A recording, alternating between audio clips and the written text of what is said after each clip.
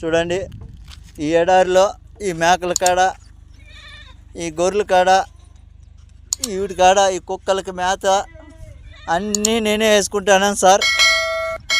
ఒకడు నా భార్య చెప్పిన ఎడారిలో వేసేసినారు. చూడండి, చుట్టూ ఒక చెట్టు లేదు, చేమ లేదు, ఏమీ లేదు. నాకు బతకాలని లేదు సార్, నాకు ఈడు ఉండాలని లేదు.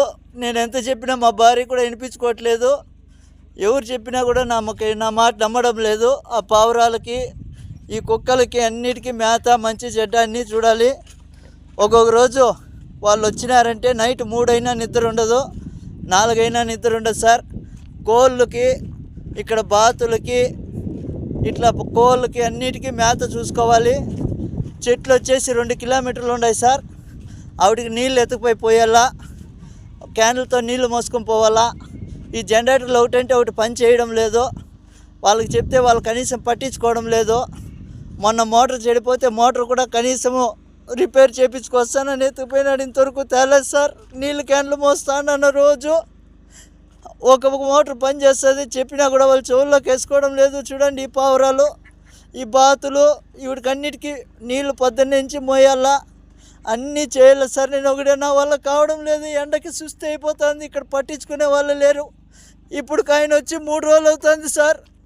కనీసం నువ్వు తిన్నావా చచ్చినావా అని ఫోన్ కూడా చేయడం లేదు. ఈడ నాకు ఈ పక్క పాములు, తేళ్ళు ఎక్కువ ఉన్నాయి సార్. నేను చచ్చిపోయినా కూడా అడిగేవాడు లేదు సార్. ఈడ నా పరిస్థితి ఇట్లుండదు. నాకు దయచేసి ఎవరైనా సాయం చేయండి సార్. ఈ ఎడారి నుంచి నన్ను బయట వేసేయండి, ఇంటికి వచ్చేస్తాను. ఈడున్నానంటే చచ్చిపోతాను సార్. ఇంక 2 రోజులు ఉంటే చచ్చిపోతాను. నా వల్ల కావడం లేదు సార్. చూడండి, చుట్టుకారము ఒక చెట్టు లేదు, చేమ లేదు, ఒక మనిషి మాట్లాడేవాడు కూడా లేడు సార్. ఈడ నాకు కనీసం మాట్లాడించేవాడు లేడు. తిన్నావా చచ్చినావా, ఏంపా ఎట్లుండదు అని అడిగేవాడు లేదు సార్. నాకు నా బిడ్డలు గుర్తొస్తున్నారు. నేను బతకలేను సార్. ఈడ దయచేసి ఎవరైనా నన్ను సాయం చేయండి. ఈ కోవిడ్ నుంచి నన్ను బయటపడేయండి సార్. ఏం చెప్పినా కూడా ఏజెంట్ కూడా కానీ నా మాట వినడం లేదు సార్. డబ్బులు కట్టు అంటున్నారు. నా కాడ అంత డబ్బులు లేదు. ఏం చేసేది సార్? నేను కూలి చేసుకుంటేనే పని జరుగుతుంది. ఏదో ఇక్కడ నాకు చెప్పిండే పని వచ్చేసి వేరే, ఇక్కడ చేపిస్తుండే పనులు వేరే. ఎవరికి అడిగినా నాకు పట్టించుకోవడం లేదు సార్. నా వల్ల కావడం లేదు. ఎవరైనా దయచేసి నన్నట్టు గడ్డకైంది సార్. మీ కాళ్ళు పట్టుకుంటాను. లేదంటే ఇంకొక రోజు 2 రోజులు చూసి నేను ఆత్మహత్య చేసుకోవాల్సిందే సార్. నా వల్ల కావడం లేదు. మీకు ఎవరికన్నా కానీ దయ ఉంటే నా పైన కొద్దిగా దయ చూపించండి.